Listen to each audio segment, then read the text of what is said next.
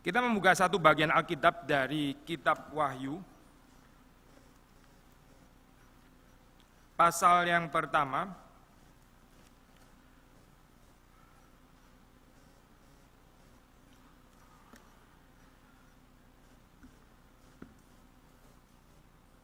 Kita membaca ayat yang ke-9 sampai dengan yang terakhir, yaitu ayat yang ke-20. Kita baca bergantian. Wahyu pasal yang pertama ayat 9 sampai dengan ayat yang ke-20. Yang laki bisa membaca bersama dengan saya ayat yang ganjil yang genap dibaca oleh yang perempuan. Wahyu pasal 1 ayat 9 sampai dengan 20. Mari kita baca bersama-sama.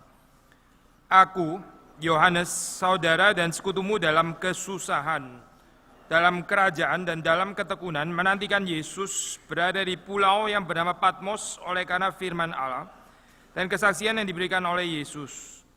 Pada hari itu aku dikuasai oleh Roh dan aku mendengar dari belakangku suatu suara yang nyaring seperti bunyi sangkakala. Tuliskanlah di dalam sebuah kitab dan kirimkanlah kepada ketujuh jemaat, ke Efesus, ke Smyrna, Pergamus, ke Tiatira, Sardis, Philadelphia, dan Laodikia.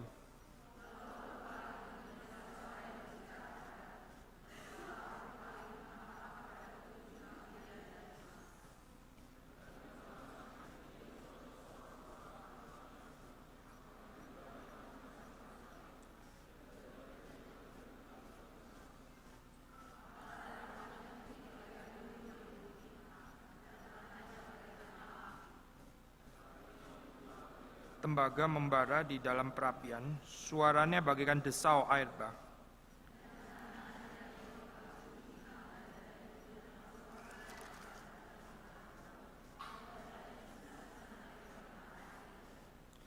Ketika aku melihat dia, tersungkurlah aku di depan kakinya sama seperti orang yang mati.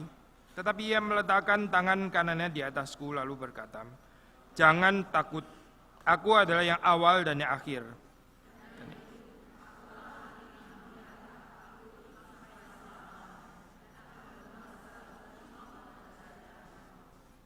Karena itu tuliskanlah apa yang telah kau lihat, baik yang terjadi sekarang maupun yang akan terjadi sesudah ini, dan rahasia ketujuh bintang."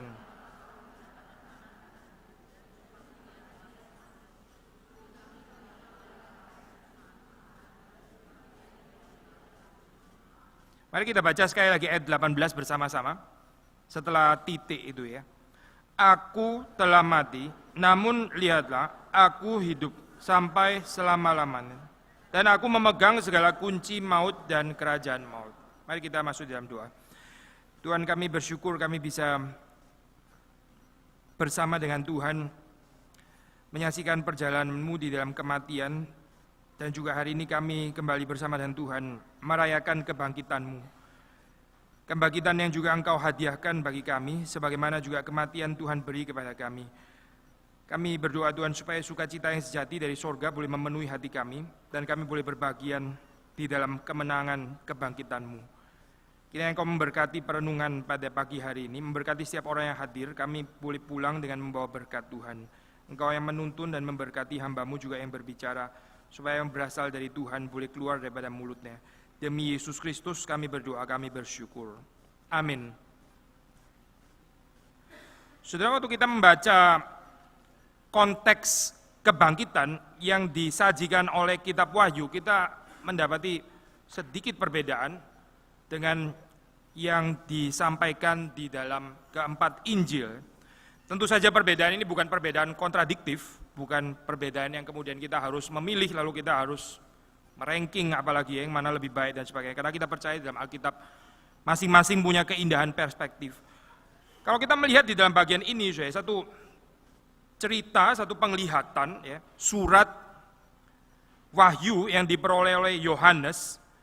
Di situ di dalam ayat ke-9 sudah mendapati satu prinsip yang pertama. Yohanes menyebut dirinya sebagai saudara sekutu di dalam kesusahan, di dalam penderitaan, di dalam persecution, di dalam penganiayaan. Berita kebangkitan, kita nggak bisa mengerti tanpa berita kesusahan atau penganiayaan atau penderitaan itu akan menjadi satu berita yang kosong. Sekali lagi saya, kita nggak bisa menghayati berita kebangkitan dengan benar kecuali kita bersama-sama menderita dengan Kristus. Atau berita kebangkitan itu akan menjadi berita yang ya nggak terlalu menarik untuk kita, nggak ada resonans di dalam hati. Kita juga nggak tergerak untuk mendengarkan. Mengapa saudara, berita kebangkitan ini menjadi satu berita yang begitu relevan, begitu eksistensial ketika diberitakan oleh Yohanes? Karena yang dituju oleh Yohanes di dalam kitab Wahyu ini adalah jemaat yang teraniaya, jemaat yang menderita bagi Kristus, atau katakanlah setidaknya yang seharusnya hidup menderita bersama dan bagi Kristus. Waktu bagian ini hilang di dalam kehidupan Kristen, waktu tidak ada salib, waktu nggak ada penderitaan, waktu nggak ada kehidupan yang berkorban seperti Kristus, kita nggak bisa merenungkan berita kebangkitan at all. Waktu dibalik tentu saja juga benar ya. Kita nggak bisa mengerti salib tanpa kebangkitan ya. Karena kekristenan itu bukan mengajarkan cerita sentimental, ada satu hero yang kemudian secara sentimental berkorban untuk murid-muridnya, mati di atas kayu salib, setelah itu selesai. Lumayan menggerakkan juga cerita seperti ini. Tapi remain di dalam cerita sentimental yang sangat mengharukan, menggerakkan kita tapi nggak membawa kita kemana-mana. Paulus mengatakan kalau Kristus nggak bangkit, sia-sia iman kita. Kita nggak bisa melihat salib tanpa perspektif kebangkitan. Kebangkitan itu menolong kita untuk mengerti apa makna salib sesungguhnya. Tapi sebaliknya juga betul, kita nggak bisa mengerti kebangkitan tanpa perspektif salib. Dan ini bukan cuma objectively, tapi juga subjectively di dalam kehidupan kita masing-masing. Maksud saya subjectively in the sense of, kalau kita sendiri tidak mengalami kuasa penderitaan itu bekerja di dalam kehidupan kita akan sulit sekali mengalami kuasa kebangkitan bekerja di dalam kehidupan kita. Kekristenan itu bukan agama gampang, bukan. Orang banyak salah mengerti dengan doktrin anugerah yang kira pokoknya yang penting angkat tangan, terima Yesus, undang Yesus masuk hati, selesai begitu ya. Setelah itu hidup, setelah itu terserah kamu gitu, toh akhirnya masuk surga juga. Kenapa? Karena Kristus sudah di dalam hati. Bonhoeffer mengatakan hati-hati dengan konsep seperti itu ya. Itu gambaran cheap grace, gambaran anugerah yang murahan, bukan gambaran anugerah yang ada di dalam Alkitab. Itu anugerah rongsokan, itu bukan anugerah yang dibahas dan diajarkan di dalam Kristus. Itu bukan kekristenan, bukan. Keselamatan kita sepenuhnya memang karena kesempurnaan korban Kristus, tapi Injil itu bukan tanpa pengikutan. Pengikutan yang jelas adalah pengikutan mengiringi Yesus berjalan ya, menuju ke salib, dan karena itu juga kita berbagian di dalam cerita kebangkitannya. Sekali lagi tanpa penderitaan, tanpa kita hidup di dalam kuasa pengorbanan Kristus, nggak ada berita kebangkitan. Kebangkitan akan menjadi sesuatu berita yang kosong. Dan kalau saya boleh sedikit mengangkat perbedaan, apa yang membedakan ini di dalam kitab Wahyu dengan catatan kebangkitan di dalam Injil, yang tentu saja juga adalah objectively memang Yesus betul-betul bangkit di sana. Tapi saudara akan mendapatkan di situ murid-murid ya, kecuali Yohanes mungkin, murid-murid ya, apalagi juga orang-orang yang jumlah banyak, murid-murid yang lebih banyak dari kelompok 12, 70, 500 dan sebagainya. Mereka belum mengerti apa artinya menyertai penderitaan Kristus, sehingga waktu Yesus bangkit banyak yang ragu-ragu. Termasuk orang-orang seperti Petrus, ragu-ragu. Kenapa? Karena memang mereka belum menderita sebagaimana mereka sudah menderita seperti waktu dicatat di dalam kitab Wahyu ini. Satu persatu mati martir. Yesus tetap bangkit juga ya, regardless kita menderita bersama dengan dia atau nggak menderita bersama dengan dia, objectively Yesus tetap akan bangkit. Di dalam waktu itu pasti ya, tanpa murid-murid mau menderita bersama dengan dia, atau dia tetap akan bangkit juga. Tapi sulit kan sulit untuk menghayati kebangkitan Kristus tanpa perjalanan menyertai penderitaan Kristus. Bukan kebetulan kita sudah pernah bahas ini dalam tahun yang lalu, yaitu yang pertama mendengar tentang berita kebangkitan itu adalah perempuan-perempuan, bukan murid-murid Yesus. Laki-laki itu tidak.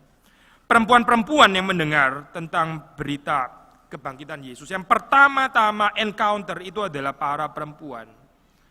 Mengapa saya? Ini mungkin salah satunya juga yang seperti kita sudah sering bahas gaya bahasa Lukas yang memang sering kali menjungkir balikan segala sesuatu. Yang kaya, miskin, ternyata yang miskin yang lebih dekat dengan kerajaan Allah, ya anak-anak itulah yang mempunyai kerajaan Allah, bukan orang dewasa. Lalu juga perempuan, laki-laki ternyata perempuan juga begitu ya. Pembalikan ini ya, prinsip reversal kita sudah sering bahas. Tapi juga ada satu prinsip yang lain juga kita nggak boleh lupa, karena perempuan-perempuan inilah yang juga menyertai penderitaan Kristus sebetulnya. Alkitab for sure bukan against laki-laki, pasti tidak. Yesus sendiri laki-laki, gitu ya. Murid-murid itu semuanya laki-laki. Ya. Tapi pertanyaan sekali lagi, kenapa perempuan-perempuan itu yang pertama mendengar berita kebangkitan Yesus? Karena kelompok itu juga yang menyertai penderitaan Kristus. Maka kita merenungkan tentang kebangkitan Kristus, merenungkan tentang berita Paskah, ya, nggak bisa ditarik, nggak bisa dipisahkan dengan Jumat Agung. Itu saling menyoroti satu dengan yang lain. Paskah dari perspektif Jumat Agung, tapi juga Jumat Agung dari perspektif Paskah. Waktu kita membaca di situ bagaimana Yesus memperkenalkan dirinya di dalam gambaran Wahyu juga. Sekali lagi, mungkin juga lagi-lagi berbeda dengan yang seringkali kita terima image yang kita resepsi secara common gitu. Saya percaya salah satu gambaran Yesus yang sangat terkenal ya, kalau kita berpikir Yesus begitu ya, kita kan bisa terus kemudian muncul semacam ikon gitu ya. Salah satu ikon yang gampang sekali muncul dalam pikiran kita, selain ikon Yesus tersalib ya, mudah-mudahan itu masih muncul dalam pikiran kita. Tapi juga gambaran yang sangat terkenal Yesus yang menggendong domba ya, lalu dia pakai tongkat gembala. Orang senang dengan gambaran seperti itu kelemah lembutan Yesus sang gembala ya. Lalu kita yang tersesat kita dibawa pulang. Itu bukan ikon yang salah Ikon itu ada di dalam Alkitab kok, dicatat dalam Alkitab. Yesus menyebut dirinya sebagai gembala. Memang dia adalah gembala, tapi ini jelas bukan satu-satunya ikon tentang Yesus. Dan kita nggak bisa one-sidedly menghayati Yesus melalui ikon kegembalaan Yesus. Di dalam bagian ini, kalau kita baca gambaran tentang Kristus di sini, rather terrible, gambaran yang terrible. Terrible itu teror, tak tahu istilah teror ya, itu dari bahasa Latin teror, terrible, satu rumpun kata. Gambaran yang menakutkan, Bukan gambaran yang seperti gembala yang intim lalu terus peluk-peluk domba, ya, timang-timang anak dan sebagainya. Bukan, tapi gambaran terrible. Gambaran yang menakutkan di sini. Begitu menakutkan sampai Yohanes itu tersungkur ya, seperti orang mati. Karena begitu menakutkan. Berapa banyak gambaran seperti ini hadir di dalam kehidupan kita. Dan kalau kita boleh mengumulkan kehidupan Luther yang dipakai Tuhan untuk ada satu gerakan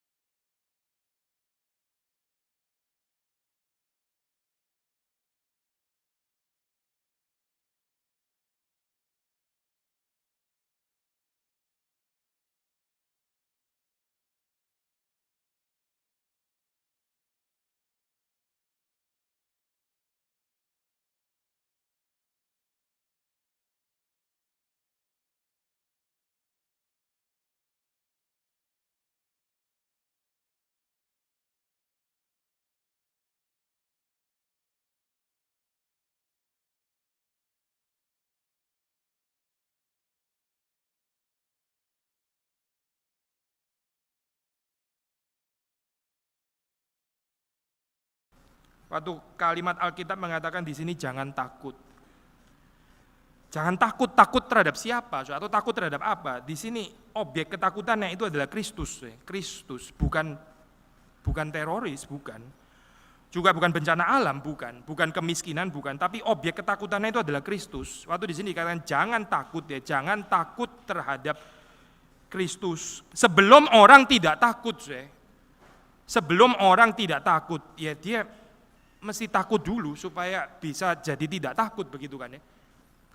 Seperti sebelum orang bangkit, ya mesti mati dulu baru bicara ada kebangkitan. Kalau enggak kebangkitan dari apa?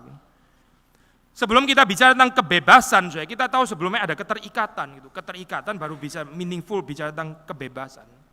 Sekali lagi, di dalam bagian ini, Yesus mengatakan jangan takut, karena gambaran tentang dia itu memang betul-betul menakutkan.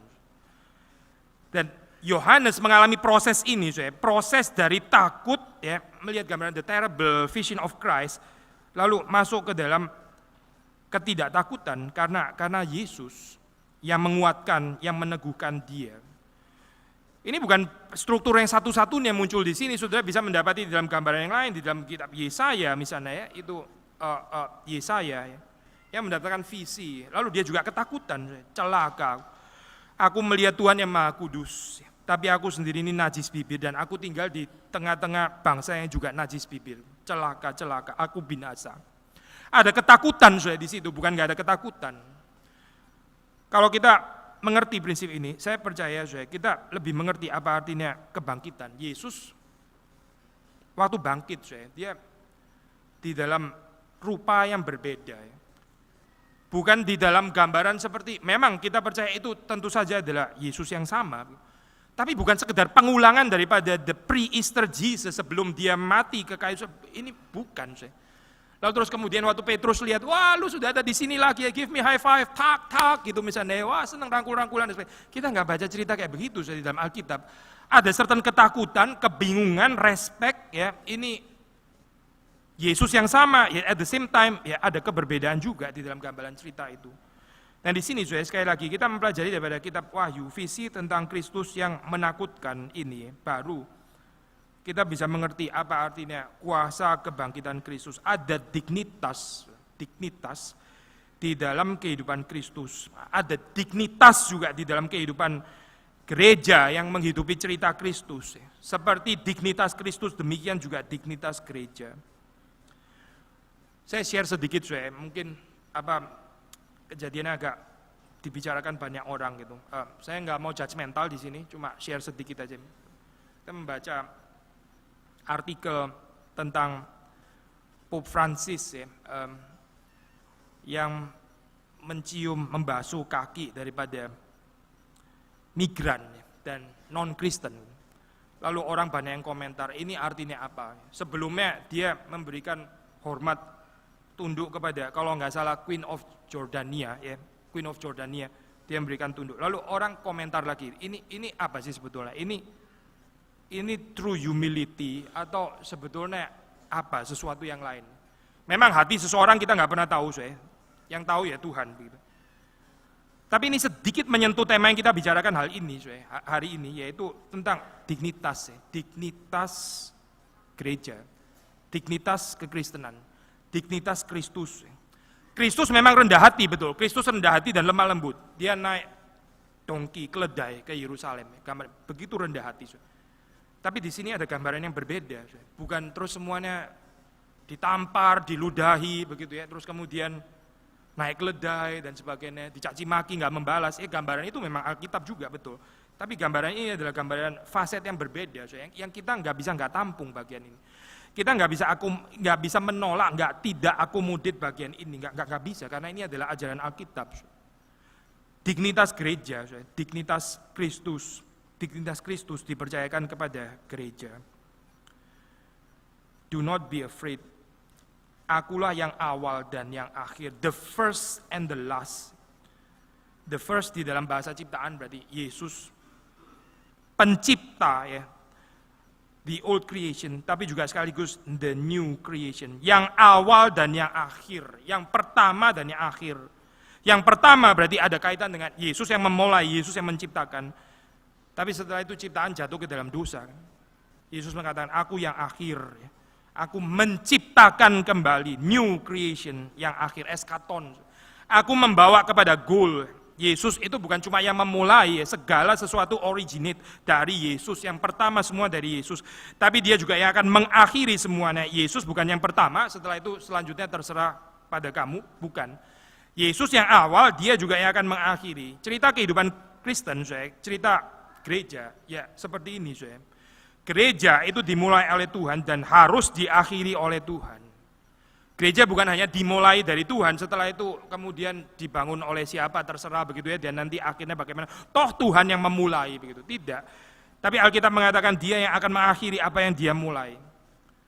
Dia nggak akan mengakhiri apa yang dia tidak mulai, dan dia pasti akan mengakhiri apa yang dia mulai. Ini bahasa partisipasi, berbahagia kalau kita berpartisipasi di dalamnya. Iman kita, itu dimulai dari Tuhan, ya, bukan dimulai dari kita. Tuhan yang pemula iman, itu Tuhan yang akan menyempurnakan iman sampai pada akhirnya. Dia adalah yang awal dan yang akhir, dan yang hidup. Lalu tema kita, aku telah mati, namun lihatlah aku hidup sampai selama-lamanya. Forever and ever di dalam bahasa Inggris, selama-lamanya. Saya ingin merenungkan bersama dengan saudara ini ya, ide tentang kekekalan, karena di sini sebetulnya ditekankan itu adalah kekekalan kan ya, selama-lamanya. Forever and ever. Kalau kita sedikit observing di dalam dunia filsafat, di situ ada perdebatan dengan dua pandangan yang sama-sama kuat ya. Satu yang disebut dengan eternalism, satu lagi adalah temporalisme. Sekali lagi ya, eternalism and temporalism. Temporalisme dan ya eternalism ya. Eternalism mengajarkan bahwa Tuhan itu kan kekal begitu kan ya. Tuhan itu kan bukan ciptaan.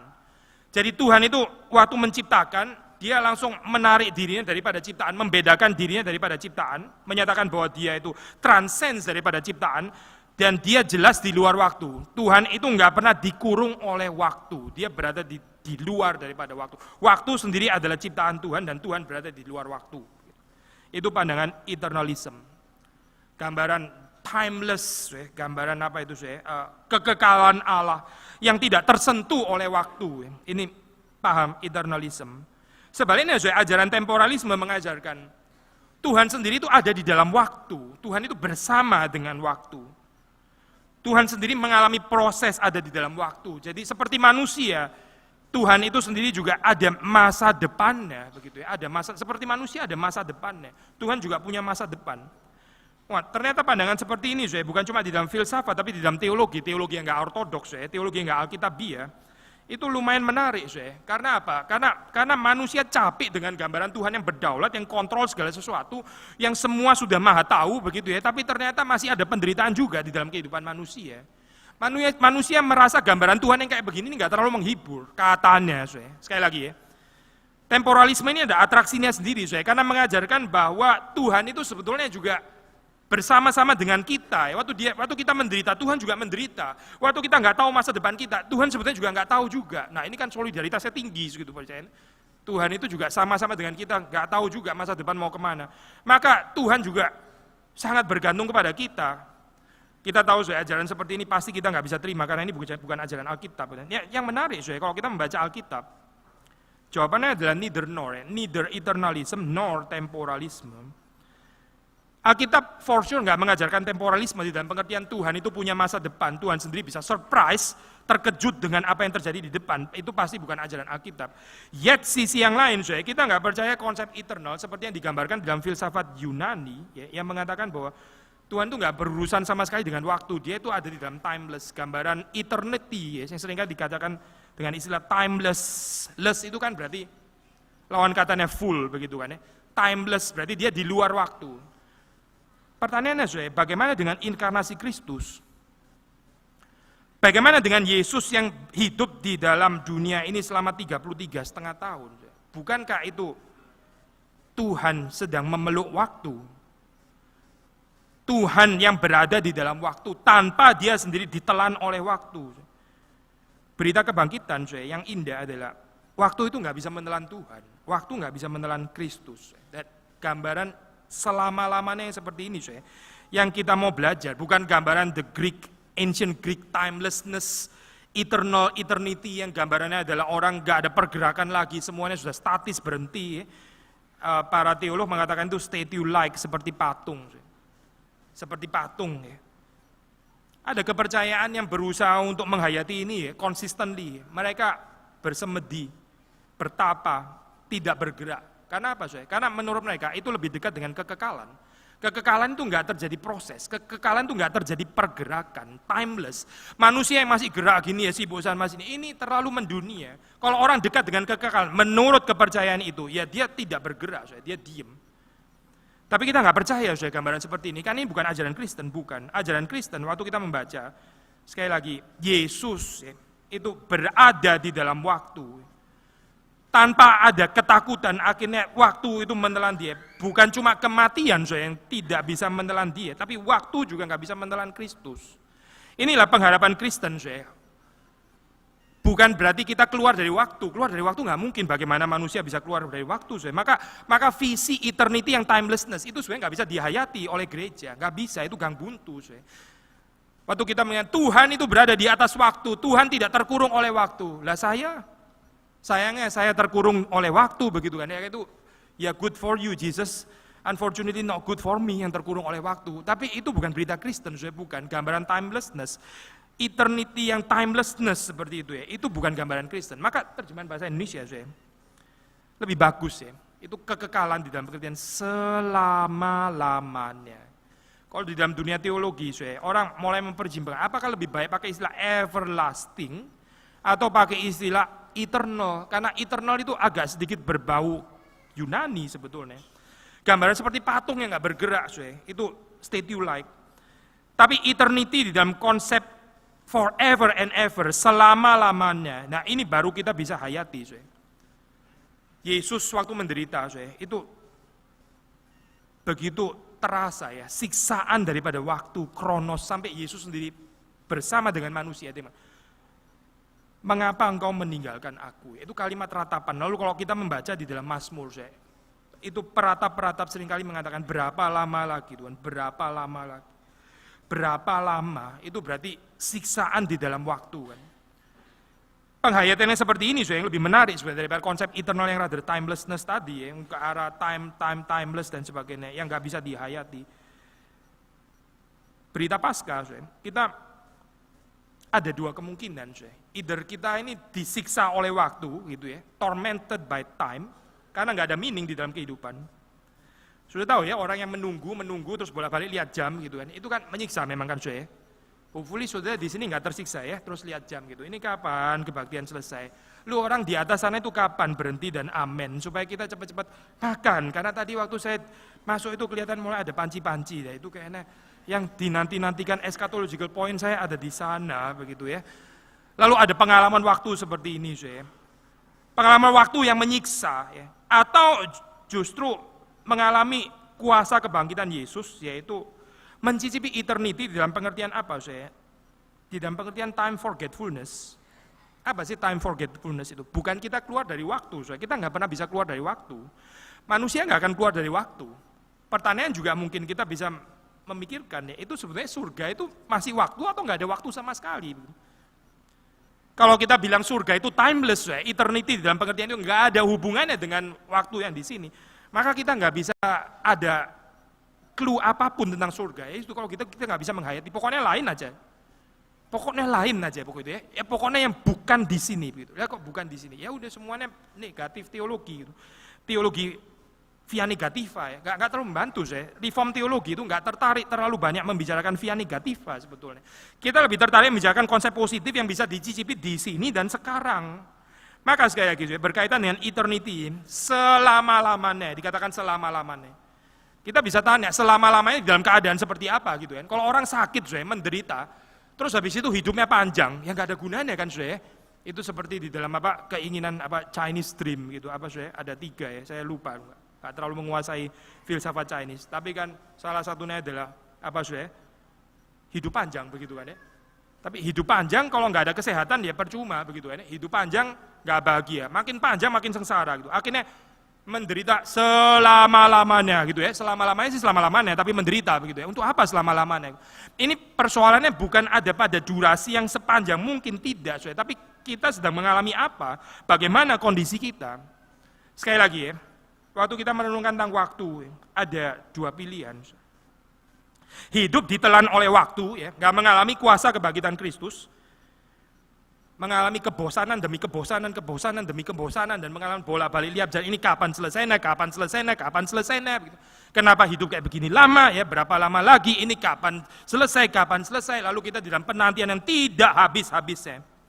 Orang yang nggak mengalami kuasa kebangkitan Kristus, atau orang yang mengalami kuasa kebangkitan Kristus, ya, sekali lagi, bukan keluar dari waktu, ya, karena nggak bisa dihayati, tapi waktu itu jadi kita nggak terlalu sadar ya, dengan waktu.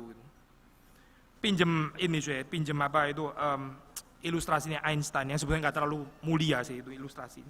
Waktu dia menjelaskan tentang teori relativitas, ya, dia kasih ilustrasi sederhana. Itu begini loh ya, seperti orang kalau jatuh cinta, lalu dia dekat sekali dengan orang yang dia jatuh cintai itu ya. Dia ada di situ. Nah, itu waktu berjam-jam nggak terasa seperti pendek. Tapi orang yang cuma berada 1 detik, 1,5 detik saja di atas tungku perapian, itu meskipun 1 detik, tapi kerasa panjang sekali.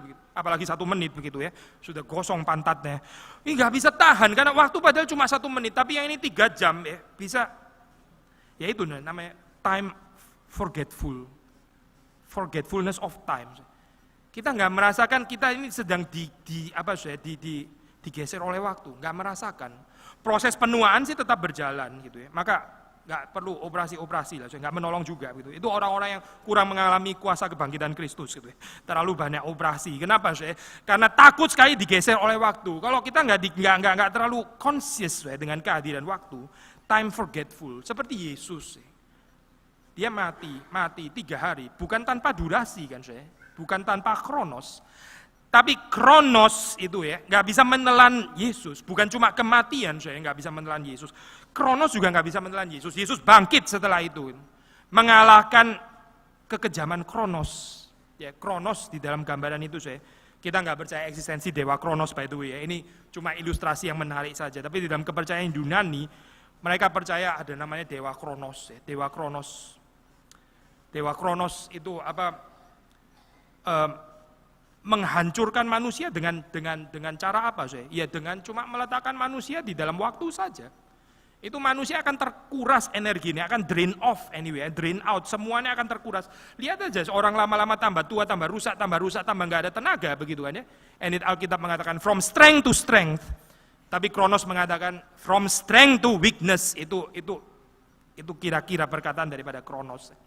Orang yang mengalami kuasa kebangkitan Kristus, dia bukan nggak berjalan di dalam waktu. Sekali lagi, dia bukan keluar daripada waktu. Tidak gitu. Dia tetap berada di dalam waktu. Seperti Yesus juga berada di dalam waktu. Yesus menjalani waktu itu juga kan. Waktu mati pun dia juga ada waktunya. Tapi sekali lagi ya, Kronos itu nggak pernah berhasil melumpuhkan Yesus. Tidak melumpuhkan. Yesus yang melumpuhkan waktu. Ini gambaran di dalam Alkitab kan memang satu sisi waktu itu kita tahu diberikan Tuhan kepada kita ya. Tapi juga ada kalimat dikatakan, pergunakanlah waktu-waktu dengan baik. Waktu-waktu ini adalah jahat. Waktu-waktu itu jahat ya. Jahat di dalam pengertian apa? Nggak harus di dalam pengertian morally evil, bukan. Tapi ya itu tadi, betul-betul menguras tenaga seseorang ya. Membiarkan orang di dalam kebosanan, kekejaman, nggak ada artinya. Meaninglessness, putar tetap ya. Habis waktu terus nggak kemana-mana ya. Hidup nggak ada arah dan sebagainya. Masuk ke dalam kekosongan, yaitu loh siksaan daripada waktu. Dan kuasa kebangkitan Kristus mau membebaskan kita dari ini. Membebaskan kita dari kesadaran waktu ya. Berapa lama lagi, aduh kok lama sekali ya. Saya kapan keluar daripada persoalan ini begitu ya. Waktu kok kejam sekali, nggak ada pertolongan gitu. Saya nggak keluar daripada persoalan saya. Kebangkitan Kristus mau membebaskan kita dari persoalan ini. Waktu seseorang bisa berjalan di dalam waktu, dia nggak sadar bahwa waktu sedang menggeser dia. Sebaliknya, dia menebus waktu demi waktu itu bersama dengan Tuhan. Terakhir, Di dalam kaitan ini, Yesus yang mengatakan aku hidup sampai selama-lamanya. Dia adalah yang awal dan yang akhir. Perikop ini segera disusul dengan surat kepada ketujuh jemaat. Ini berarti Yesus yang adalah yang awal dan yang akhir. Yesus mengetahui yang sekarang dan juga yang akan datang. Ayat 19 saya baca ya. Karena itu tuliskanlah apa yang telah kau lihat, baik yang terjadi sekarang maupun yang akan terjadi sesudah ini. Selama-lamanya ini bukan masalah durasi, sekedar masalah durasi yang nggak ada berhentinya selama-lama-lamanya, bukan. Tapi di dalam pengertian Yesus yang hidup selama-lamanya, dia mengetahui baik hari ini maupun yang akan datang, dan dia mengarahkan kita ke dalam future yang dikehendaki oleh Tuhan itu. Ada urusan sekali lagi ya dengan waktu, dengan waktu. Kita punya anak ya, kita menantikan dia bertumbuh besar dan sebagainya. Itu mengalami proses. Kadang-kadang kita sendiri nggak sabar. Kita juga merencanakan untuk future untuk anak-anak kita dan sebagainya. Hopefully nanti dia jadi begini dan begitu dan sebagainya. Manusia nggak bisa nggak berurusan dengan waktu itu. Tapi sekali lagi ya, waktu kita kembali kepada ini, berita kebangkitan, the message of the resurrection. Yesus mengatakan, aku yang hidup selama-lamanya. Itu berarti dengarkan perkataanku. Langsung masuk kepada teguran kepada ketujuh jemaat. Tapi bukan cuma teguran, pujian dan teguran. Fair enough. Bukan cuma menegur, nggak ada pujian. Tapi juga bukan memuji, nggak ada teguran. Ada pujian, ada teguran. Pengetahuan Tuhan tentang keadaan jemaat pada saat ini dan bagaimana Tuhan melihat sesudah. Saya ambil satu saja karena kita nggak masuk ke dalam bagian ini, tapi sedikit saja. Jemaat di Efesus dikatakan, kalau kamu nggak bertobat dengan keadaan sekarang seperti ini, maka kaki Dian itu akan ditarik daripadamu. Kasih prophetic message. Ini Yesus membaca keadaanmu itu seperti ini, nggak ada cinta kasih mula-mula. Kalau kamu nggak bertobat, kaki Dian akan ditarik daripadamu. Yesus memberikan prophetic message. Inilah makna daripada kebangkitan. Bukan seperti yang dimengerti di dalam teologi sukses.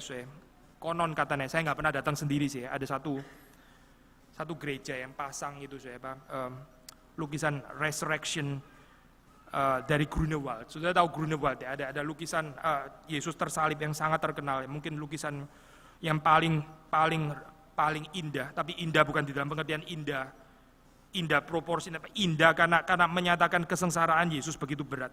Grunewald yang sama saya juga melukis Resurrection of Christ. Lalu ada gereja yang pasang Resurrection of Christ, kemenangan Kristus, Yesus sudah bangkit. Ya, kita ini adalah anak-anak raja, mengalami kuasa kebangkitan. Kita tidak perlu menderita bersama dengan kuasa kebangkitan Kristus, gitu kan ya.